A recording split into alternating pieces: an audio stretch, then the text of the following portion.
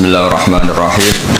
Allahumma sholli wa sallim wa barik ala sayyidina Muhammadin wa ala alihi wa sahbihi asma'in, amma ba'du. Yang sangat kita hormati bersama Direktur RSUD Rembang Bapak Dr. Agus, jadi juga beberapa dokter spesialis, karyawan dan semuanya. Sebelumnya saya juga mengucapkan terima kasih atas pelayanan ibu kami. Beliau gerak di sini sampai 22 hari bulan Sya'ban sampai wafat juga di sini, dan kami sebagai keluarga sangat terima kasih atas semua pelayanan dan pengabdian tenaga medis di sini. Sebetulnya RSUD itu sudah sopan lah, datang ke kita mintanya ngaji virtual. Gara-gara sopan tuh saya kok jadi ingin sopan juga. Akhirnya saya yang datang ke sini. Biasanya yang lembaga-lembaga besar itu agak-agak nggak sopan, itu ngatur-ngatur orang. Ini kok baik gitu. Padahal BPK ngajinya di saya, lembaga negara. Kemenku pernah ngaji di saya virtual. Tapi RSUD kok kayak kasihan, jadi saya terus iya, jadi hakul jar kira-kira itu karena tetangga itu. Tapi niat saya ya tidak baik-baik banget, sambil jalan-jalan kok dekat jadi. Tapi begini ya, saya akan cerita versi kiai ya. Kalau versi medis Anda lebih tahu. Kalau versi kiai itu kematian itu dianggap hal yang sebetulnya ada versi kiai ya, semua orang tahu lah pasti mati itu. Cuma inginnya mati itu kan macam-macam. Inginnya ya setelah kaya, terus setelah mapan, terus menangi anaknya mapan, cucunya mapan itu. Terus itu pun sebetulnya ada siap mati juga, tapi ya tetap mati itu. Jadi saya punya cerita, saya akan cerita yang lucu-lucu ya supaya nggak tegang ya menghadapi kematian. Dulu itu kroni itu ya sudah ada. Jadi Nabi itu ya punya kroni, tidak hanya pejabat. Nabi itu punya kroni. Nabi Sulaiman itu bisa terbang. Ya mulai dulu manfaatkan angin. Jadi angin itu mulai dulu memang luar biasa. Dimanfaatkan orang sekarang, mulai tenaga angin, pakai rem angin. Mulai dulu angin itu luar biasa. Nah itu teman dekatnya Nabi Sulaiman tuh ya agak sopan tuh bilang gini, itu Pak Nabi itu kalau nanti ada malaikat Israel saya pinjam anginnya supaya tidak bisa ngejar saya katanya.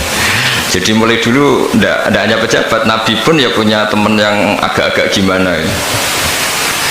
Suatu saat malaikat Israel disuruh nyabut orang, misalnya namanya siapa lah, nanti saya sebut ada yang tepaan sama nanti tersinggung ya, semuanya siapa gitu. Yang jelas namanya ada Agus tidak Bambang karena bahasa Arab itu. Itu orang ini cabut di India. Nabi Sulaiman kira-kira ya di Palestina kira-kira itu. Si orang ini ternyata di dekat Nabi Sulaiman.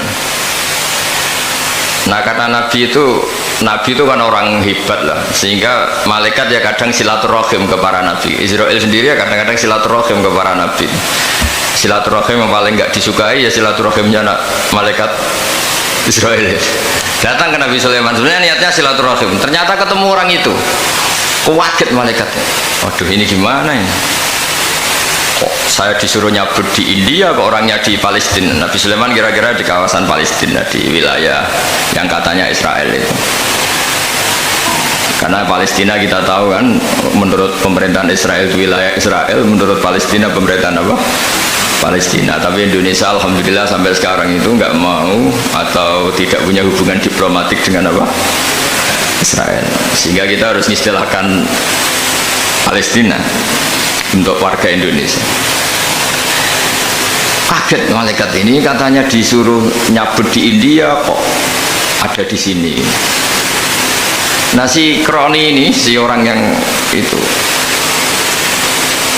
melihat malaikat Israel, entah kenapa kok dia bisa melihat itu, mungkin punya kekuatan tertentu karena dekat Nabi.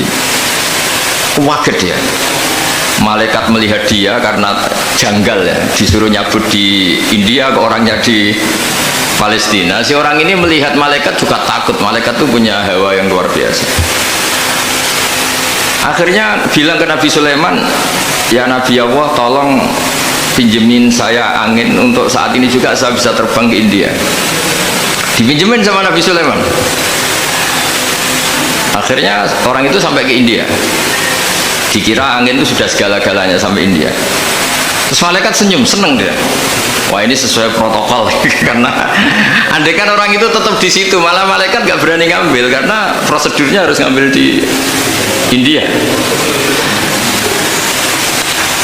Jadi andai kan dia tetap diam di situ, sebenarnya malah nggak masalah karena nggak sesuai apa panduannya harus di. Karena dia terbang di India, malaikat itu nyusul ya terus diambil karena sesuai apa? Ya, sesuai perintah harus memang diambil di India. Nah, kemudian saya akan memang dipesenin untuk memperkuat apa ya nakes teman-teman semuanya lah pasien.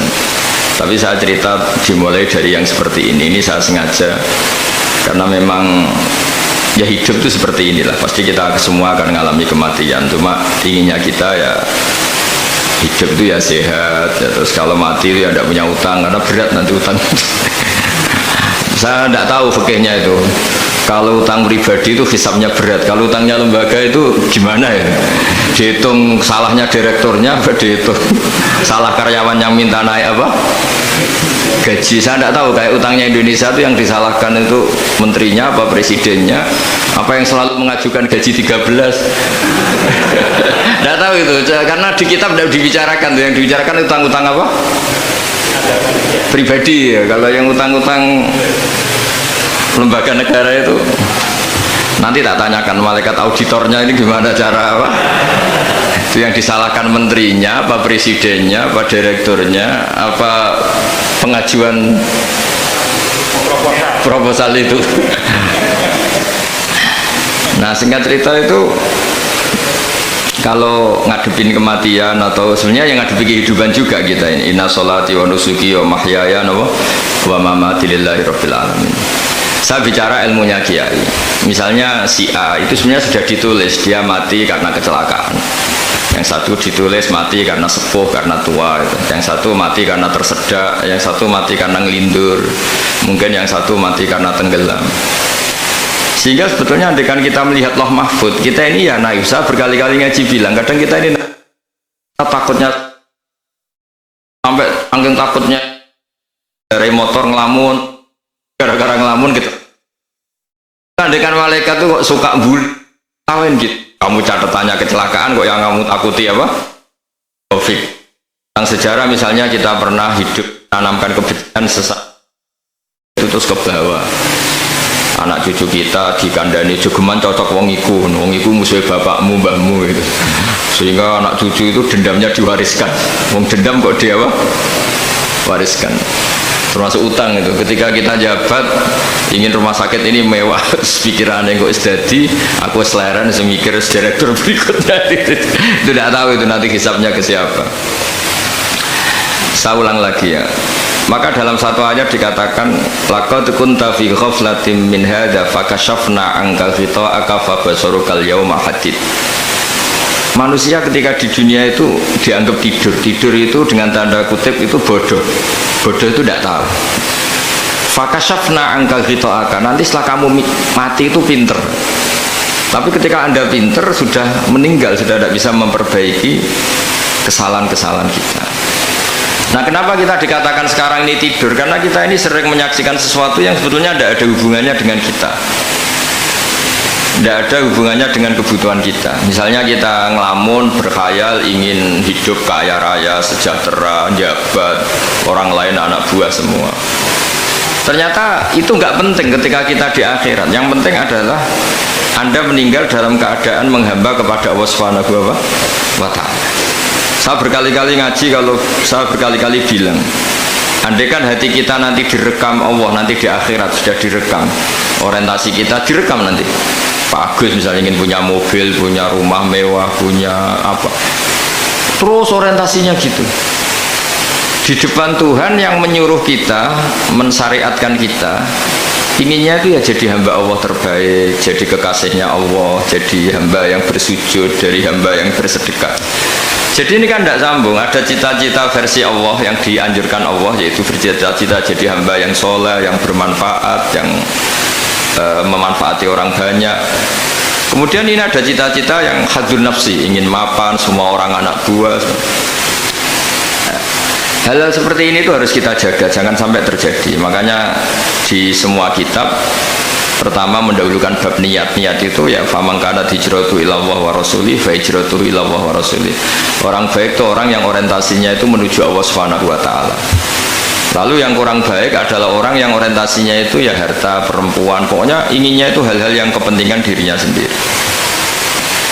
Nah, lalu kenapa kita kadang tidak tahu? Ya tidak tahu itu karena tadi kita kalau tidak wiridan itu tidak punya efek samping kan? Tapi kalau kamu nggak punya uang kan terus lemes. Karena ngerti itu terus uang itu penting, wiridan tidak penting. Nah dari kesimpulan itu sebenarnya kita menjadi bodoh. Karena menjadi bodoh ketika Anda meninggal ternyata uang ini nggak penting, wiridan ini penting. Tapi tahu kita terlambat setelah kita meninggal.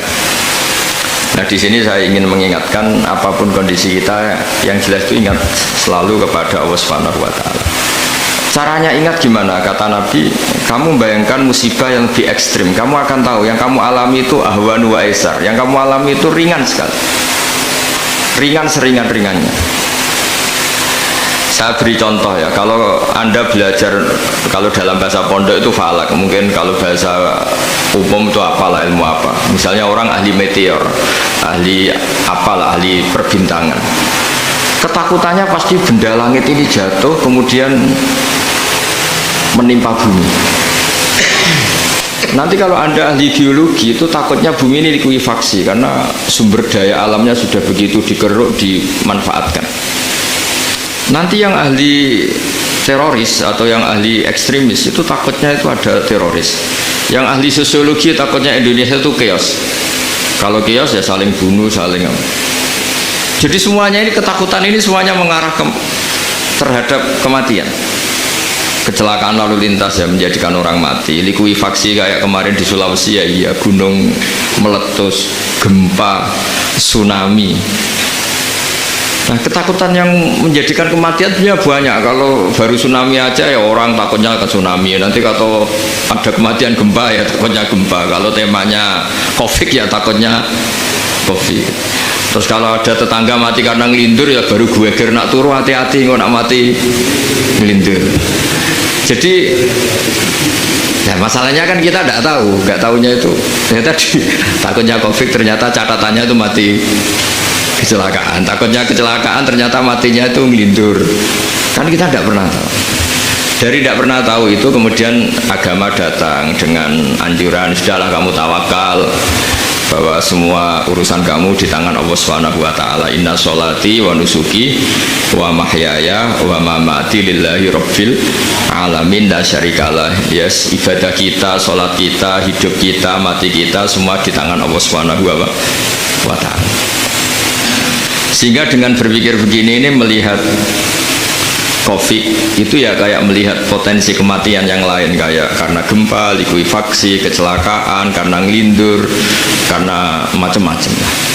Kenapa saya membuat apa atau menyarankan ya supaya orang berpikir demikian, supaya bersyukur bahwa kita ini dihimpit, disekelilingi penyebab kematian tadi. Kalau kita ahli meteorologi mungkin takutnya itu asteroid jatuh, terus kemudian meteor jatuh yang nggak habis digesek oleh sistem alam, terus macam-macam. Yang ahli gempa juga takutnya gempa, yang ahli tsunami takutnya tsunami, yang ahli sosial takutnya Indonesia chaos, kemudian saling apa?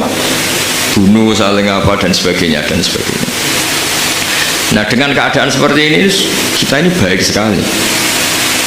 Bukan sekedar baik, baik sekali. Kita tidak mengalami chaos sosial, kita tidak mengalami likuifaksi, kita tidak mengalami benturan benda langit di bumi kita. Karena itu sekali terjadi, bukan 1-2 lagi, tapi habis seluruh Indonesia, mungkin seluruh dunia. Nah, di sini cara Allah membuat kita selalu bersyukur bahwa hal-hal itu tidak terjadi. Jadi ada sebuah ayat yang Allah selalu mengingatkan, Aamintum man fis sama ayakhsifa bikumul ardo fa idza hiya tamur. Kamu boleh sekali-kali berpikir bumi ini justru potensinya itu likuifaksi, potensinya itu hancur karena di bawah itu ada magma, ada apa minyak, ada macam-macam. Ini kan di bawah ini kan ngerongkong cara Jawa itu karena diambilin terus. Biro-biro diambil ya ini ya ono masih bisa dipakai. Belum sistem bumi sendiri, wafil ardi kita mutajawirat, bumi sendiri itu berubah lempengan-lempengan. Setiap saat itu potensinya geser, sekali geser ya jadi gempa itu. Terus belum benda langit yang potensinya juga jatuh, sekali jatuh ya habis kita. Jadi yang kita ini dikepung sekian potensi yang bisa menghancurkan kita. Tapi nyatanya mulai Nabi Adam sampai sekarang tuh ada kehidupan, ada khayal. Sing Joko yang kepengen payu rabi, mungkin sing wis payu rabi ya mbah kepengen mbah roh. Macam-macam lah. Tapi yang jelas itu wong dikepung kematian kok ya khayalnya masih tinggi gitu. Nah nggak pernah ngayal ya orang yang utang ditagih itu, gak kau berngayal. Soalnya wadine tanggal kredit itu. Tapi ini saya cerita supaya orang Indonesia itu ngerti lah bahwa yang ngepung kita itu tidak hanya COVID, banyak. Makanya orang Arab itu kalau ngendikan itu wa malam yamut bisayfi mata bi khairihi ta'addadatil asbab wal maut wahidu. Karena orang Arab itu kan dulu Arab sebelum Islam itu kan satu kabilah nyerang kabilah yang lain. Wah itu kan harus butuh orang-orang tangguh karena dulu sistem rezekinya kayak sistem Indonesia dulu lah. Kerajaan ini nyerang ini supaya satu kerajaan punya eksistensi harus mengalahkan kerajaan yang lain. Bahkan cerita-cerita itu sama lah di Indonesia di mana-mana. Nah itu pemuda-pemuda yang gagah berani itu karena punya pegangan tadi. Wa man lam yamut bisayfi toh mata biwirihi. Kalau kamu tidak mati di medan perang ya tetap aja mati juga. Sehingga mereka kendel gitu kata cerita orang dulu. Ta'addadatil asbabu wal mautu wahidu. Sebab kematian bisa macam-macam, tapi kesimpulannya tetap saja namanya mati. Lalu Islam itu mengajarkan aksiru min dzikri hadhimil ladzat. Kamu harus banyak ingat mati. Tapi uniknya Islam itu menyuruh ingat mati itu disuruh justru semangat hidup. Karena kita butuh bekal itu. Jadi kalau kamu ingat mati itu jangan terus loyo, terus nunggu takdir mati itu enggak, malah disuruh semangat. Nah, tenaga medis semangat mengobati pasien, yang pasien juga semangat apa? Mensupport dirinya supaya punya keberanian hidup. Dorong Jawa nunggoni anak, nunggoni putu. Kalau saya sebagai kiai ya nunggoni santri, nunggoni umat. Jadi ingat mati itu justru dengan cara mencintai hidup. Karena hidup ini adalah bekal kita untuk sanggup ketemu Allah Subhanahu wa taala. Kadang-kadang bekal itu mudah sekali. Ada orang nakal gara-gara minumin anjing yang baru haus, sama Allah dimaafkan. Ada orang yang pulang dari tempat kerjanya, ada duri di tengah jalan, disikirkan takut kena orang, diampuni Allah, akhirnya menjadi ahli apa? Surga. Ada orang yang kerja untuk orang tuanya, kemudian orang tuanya dicukupin menjadi ahli surga. Bahkan ada ahli surga itu ceritanya itu, tapi ini jangan dicoba. Ada orang sudah jelas niat nyun sewu, niat zina, sudah tinggal itu terus mikir dia, saat itu takut Allah gak jadi, barokahnya gak jadi, langsung dia jadi ahli surga. Sarannya gak jadi loh. Nah ya gak usah dicoba. Itu kalau keterusan masalah. Jadi Islam itu menganjurkan ingat mati, tapi justru dengan cara mencintai kehidupan. Karena yang jadi referensi Allah nanti di akhirat adalah perilaku kita, amal kita zaman apa? Hidup. Jadi disuruh ingat mati, tapi justru dengan cara sangat mencintai apa? Kehidupan. Lalu yang dinamakan kehidupan itu apa? Ya kita-kita ini. Ada yang mengkhidmati agama, mengkhidmati orang sakit. Mengkhidmati itu ya berbakti, membantu. Ada yang nata lalu lintas, ada yang nata keamanan kayak Pak Polisi, ada yang nata keuangan kayak Kemenku, macam-macam. Semuanya harus kita cintai, profesi-profesi yang oleh Islam dianjurkan untuk kita nekuni itu. Jadi saya mohon lewat cerita ini orang itu tidak fokus takut COVID. Kasihan COVID kan jadi tersangka pembunuh sini. Padahal di kampung-kampung orang lugu-lugu yang saking nggak ngertinya itu kalau dikasih sumbangan itu katanya itu salam neng COVID matur nuwun. Itu ribet kalau orang lugu-lugu itu. Dikira COVID itu satu makhluk atau manusia yang apa? Nyumbang itu. Jadi saya mohon semohon-mohonnya, minta seminta-mintanya, sampean harus ngitung nikmat lah. Dengan sistem meteor seperti itu di langit tidak jatuh ke kita, sistem bumi yang sudah merongkong gini tidak likuifaksi, terus di dunia ini banyak kimia, banyak racun, itu kalau misalnya meledak kemudian dibawa angin mungkin matinya lebih massal. Ternyata semua itu nggak terjadi. Artinya nikmat yang sekarang kita dapatkan, kita nikmati sekarang itu jauh lebih besar ketimbang ketakutan kita. Ini Islam selalu menganjurkan fadzkuru ala Allah la'allakum tuflihun. Selalu ingat sisi-sisi nikmatnya Allah.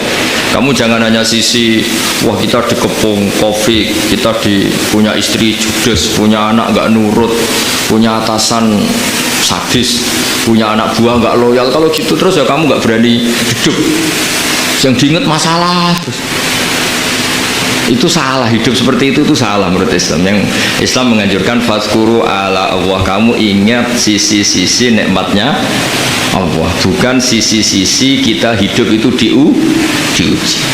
Saya punya sekian cerita ulama-ulama yang unik yang punya nasihat itu. Jadi ada orang kaya raya dulu temannya banyak, anak buahnya banyak. Suatu saat dia miskin terus gak ada yang berkunjung. Terus dia ngeluh, curhat ke ulama itu. Ketika saya kaya yang berkunjung banyak, ketika saya miskin kok nggak ada yang berkunjung, kurang ajar betul teman-teman saya. Terus kata kiai itu lucu kalau ada nih, ya bagus gitu dong ketika anda miskin tidak ada berkunjung. Loh kok bisa? Ya misalnya kamu sekarang jadi buruhnya orang, pas disuruh-suruh dibentak-bentak, terus teman kamu udah datang, malah kamu jadi tontonan toh. Mendingan nggak ada datang, jadi kamu ketika buruh orang nggak malu karena teman-teman kamu sudah tidak datang.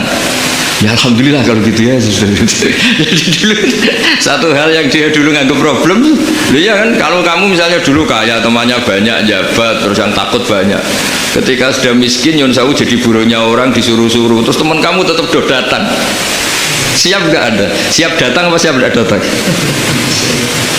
Lebih siap tidak datang sebetulnya karena nggak jadi tonton. Akhirnya dia sadar.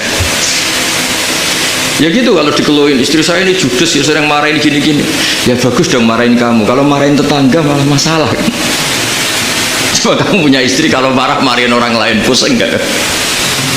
Mendingan marahin. Jadi pokoknya dilatih terus. Lama-lama dia bersyukur. Nah termasuk cara kita melihat kehidupan. Ada doa Rasulullah SAW yang luar biasa, ya Allah jadikan kehidupan ini sebagai penambahan saya untuk berbuat baik. Wal mauta rohatan li min kulli syarrin. Kalau saya engkau takdir mati ya anggap mawon ini mati itu berakhirnya semua potensi keburukan saya.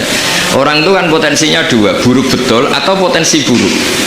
Mungkin sekarang kita tidak korupsi, tapi saja suatu saat kita korupsi. Mungkin sekarang kita tidak salah, suatu saat potensi salah. Dan mati itu mengakhiri itu semua. Makanya saya berkali-kali cerita kalau ngaji, kalau orang-orang alim NU itu kalau ada bajingan mati tetap dia seksa ini baik dia. Itu tetangganya nggak mau semua. Wong bajingan kok darani baik. Tapi kiainya ngotot harus disaksikan kalau ini baik. Akhirnya mereka bilang ya baik-baik. Padahal di hati kiainya sudah tidak bisa garong lagi, tidak bajing lagi. Ya baiklah.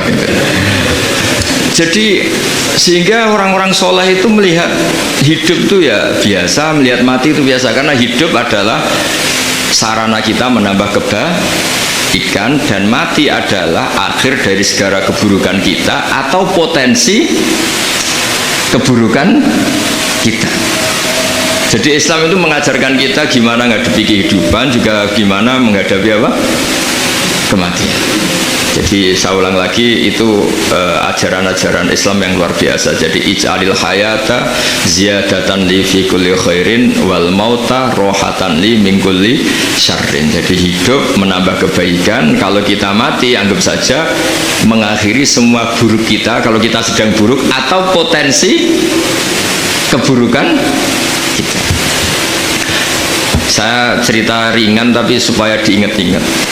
Jadi kalau kita yang nekuni, saya tadi kan sudah bilang, kita kiai yang nekuni ilmu itu ya tadi kita agak fokus bicara Covid. Inna Allaha yumsikus samawati wal ardo an tazula wala in zalata in amsakahuma min ahadim min ba'dih. Kalau kamu ahli meteorologi kan melihat ini jatuh jumlahnya besarnya sekian. Ini kalau digesek oleh atmosfer paling masih sekian, kayak kemarin Januari kan hujan meteor yang sering kena Lampung kemarin. Terus di mana-mana mesti takut kamu itu. Kalau kamu ahli gempa takutnya itu ya pergeseran lempengan bumi. Kalau kamu ahli tsunami ya takutnya tsunami. Kalau ahli sosiologi ya takutnya chaos sosial, ya sama. Kamu medis ya takutnya penyakit yang menular, penyakit seperti ini. Oke, kita sekarang fokus menghadapi COVID dan kita selalu berharap supaya Indonesia terbebas dari apa? COVID dan musibah-musibah yang lain. Ya tadi, apa gunanya terbebas dari COVID tapi chaos sosial kayak apa terus kita? Sehingga Islam selalu mengajarkan harus disyukuri lah bahwa kita sekarang alhamdulillah kita hidup harmonis. Kita kata Mbah Mun Bhinneka Tunggal Ika itu dimintikakno terus yang terakhir masalah air. Air itu sumber kehidupan. Di antara Allah mengingatkan kita adalah qul ara'aitum in asbaha ma'ukum ghoron famay ya'tikum bima'in ma'in. Bumi ini kan bawahnya ada magma, terus ada air. Normalnya air itu nggak ada. Secara teori itu normalnya air itu nggak ada karena bumi itu kan kalau ada air kan meresap. Sudah meresap bawahnya itu ada minyak, ada magma, harusnya air itu tersedot habis. Tapi orang saking angkuhnya, saking cueknya ngira air itu malah potensinya itu abadi. Sebetulnya kalau menurut teori alam, air itu gampang hilang kan, diletakkan di bumi ya bumi itu meresap. Nanti bawahnya itu ada minyak, ada sebagian ada magma, ada macam-macam lah. Jadi potensi air itu harusnya nggak ada malah kalau melihat sistem itu. Tapi karena Allah saking rahmannya, air ini dijaga sedemikian rupa tetap ada. Kalau melihat sistemnya kan normalnya malah nggak ada. Makanya Allah selalu mengingatkan in asbaha ma'ukum ghoron. Suatu saat air yang kamu pakai yang jadi sumber kehidupan itu bisa saja tahu-tahu hilang, mungkin tersedot oleh panas bumi atau corong Jawa niku nyresep entek atau gimana lah cara Allah menghilangkan. Famay ya'tikum bima immain. Lalu siapa yang bisa mendatangkan air itu lagi? Ini kata para hafid, ini yang kata guru-guru ya, termasuk yang dikatakan Pak Mukhtar ini. Nanti orang harus ngendikan menjawab Allahu Rabbul Alamin. Hanya Allah sendiri yang bisa mengatur air ini selalu ada. Ya, coba kalau kamu pikirkan air kamu sokkan di bumi kan mesti langsung hilang, meresap ke bumi. Bumi ada bawahnya lagi, ada bawahnya lagi, dan mungkin bukan yang paling bawah mungkin magma, harusnya itu nggak ada. Tapi Allah saking sayangnya mengatur sistem air itu ada dan tersedia. Tapi ketika orang terlalu cuek dan angkuh sampai lupa syukur tersedianya apa? Air itu Allah mengingatkan, disuruh bayangkan, kul ara'aitum, coba bayangkan kalau in asbaha ma'ukum ghoron. Tadi kan ada khataman ya, saya ikut, terima kasih. Bayangkan kalau air suatu saat itu ghoron menjadi hilang. Fama ya'tikum bima'in ma'in. Jadi saya tidak bisa spesifik memberi nasihat tentang COVID karena ya tadi yang bisa membunuh kita ini banyak. Ya, tsunami ya bisa bunuh, gempa bisa bunuh, likuifaksi bisa bunuh, jatuhnya benda lain kita bisa bunuh. Takut tanggal utang kaget ya bisa bunuh. Macam-macam. Semacam-macam lah ngelindur ya. Kemarin mudik aja yang sebelum tertata rapi aja mudik aja berapa kemarin kalau ada apa mudik lebaran yang tahun berapa, 3 tahun yang lalu apa 4 tahun yang lalu dulu. Jadi saya mohon ketakutan kita adalah yang hakikat adalah takut jadi hamba yang tidak baik. Itu yang harus jadi ketakutan sejati. Takut kita di mata Allah tidak jadi hamba yang baik sehingga kita jauh dari Allah Subhanahu wa ta'ala. Karena cita-cita terbesar kita dan cita-cita terbaik kita adalah jadi hamba yang diridhoi Allah Subhanahu wa ta'ala. Sebaliknya ketakutan kita sejati adalah takut su'ul khotimah, takut jadi hamba yang tidak baik. Kita inginnya adalah assalamu alaina wa ala ibadillahis sholihin. Yang berhak mendapat keselamatan dunia akhirat adalah orang-orang atau hamba-hamba yang soleh. Ya tadi untuk menjadi soleh itu gampang di Islam itu. Tenaga medis nolong pasien ya ibadah, pasien husnudzon sama dokter ya ibadah, mengelola hidup, ingin hidup ya ibadah, anak ngurus istri ngurus, pokoknya anak yang ngurus keluarganya juga ibadah. Semuanya itu di Islam itu asal tidak maksiat itu dianggap apa? ibadah. Dan untuk orang menjadi kekasihnya Allah kayak tadi, ada orang yang karena ngerawat hewan dijadikan walinya Allah, menghilangkan duri atau pengganggu di jalan jadi kekasih Allah. Itu cerita-cerita itu semuanya ringan. Bahkan tadi ada yang cerita sekedar ingin maksiat dan tidak jadi. Dalam Islam itu kan gitu, orang merencanakan maksiat kemudian tidak jadi, itu ditulis pahala. Jadi gampang sekali untuk menjadi orang soleh dalam Islam. Kalau tidak bisa itu semua, kata Nabi, takufus syarroka anin nas fa inna sadaqatun minka ala nafsik. Kalau tidak bisa berbuat baik sama orang lain, yang penting tidak mengganggu orang lain. Terus kan enak turu ning omah ngelamun bengak-bengok dhewe aja banter-banter tadi. Nak bengok-bengok banter-banter kan ganggu tangga. Itu asal tidak ganggu orang lain. Takufus syarroka anin nas. Kamu jangan sampai efek buruk kamu berakibat pada orang lain. Itu juga fa inna sadaqatun minka ala nafsik, itu ya bagian dari sedekah kamu.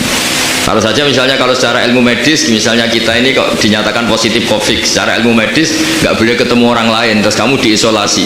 Kamu niatin ketika diisolasi itu tidak menularkan bahaya kepada orang lain, itu juga ibadah. Jadi ibadah itu gampang sekali, mudah sekali. Karena agama ini yuridu wa bikumul yusra wala yuridu bikumul usra. Agama ini mudah, bukan sulit. Ya, mohon maaf tadi saya nggak bisa datang yang jam 11 karena saya tadi malam hormat di Jogja, acara 7 harinya Kiai Tabik, tadi pagi baru datang. Tapi saya mohon pokoknya yang seneng ya, hidup itu yang seneng, diberi kesempatan hidup sampai sekarang itu yang seneng. Jangan karena teman kamu meninggal terus akan-akan ini teman saya meninggal, paling saya besok. Kok kamu tahu? Nyatanya besok hidup lagi, besoknya ya hidup lagi, sampai sekarang ya masih hidup. Sudahlah, mensyukuri yang ada. Jadi sudah saya mohon, syukur itu penting. La in syakartum lazidanakum. Justru dengan kita syukur itu insya Allah segalanya akan tambah baik, tambah baik. Ya, matur nuwun ngapunten ingkang kathah. Assalamualaikum warahmatullahi wabarakatuh. Terima kasih kepada beliau Romo Kiai Haji Ahmad Bahauddin Nur Salim atau biasa kita sapa dengan Gus Baha, menginjak pada acara selanjutnya, yakni doa yang insya Allah akan dibawakan oleh beliau Romo Kiai Haji Ahmad Bahauddin Nur Salim. Monggo kepada beliau waktu dan tempat kami persilahkan. Al-Fatihah.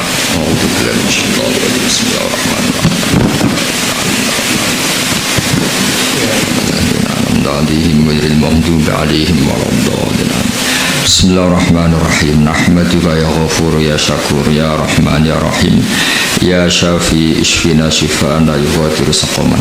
Allahumma shalli wa sallim wa barik ala sayyidina Muhammad alladhi 'allamana ya wa fil i'timad alayka ya wa istishfa bika ya wa fa bi haqqi jahi 'indaka ya wa athibil ba'sa ya Allah ya rahman ya rahim.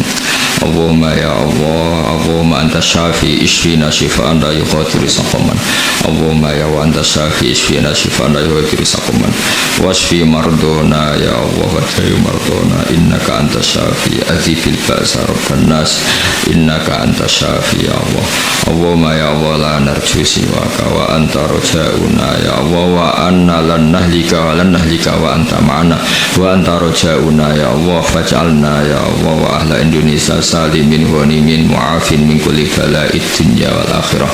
Allahumma ya ilahana ya wa ij'alna min ibadika syakirin min ibadika sholihin wa min ibadika alladhina ya Allah ma syafi ardika haunan ya Allah na'muru bil ma'ruf wa nanha 'anil munkar ya Allah ya Allah ya haqqu ya mubin ij'alna ya Allah salimin ghanimin mu'afin min kulli bala'id dunya wal akhirah. Rabbana atina fid dunya hasanah wa fil akhirati hasanah wa qina adzabannar. Sallallahu alaihi sayyidina Muhammad sallallahu alaihi wasallam. Subhana rabbika rabbil izzati amma yasifun wa salamun alal mursalin walhamdulillahi rabbil alamin. Al-Fatihah.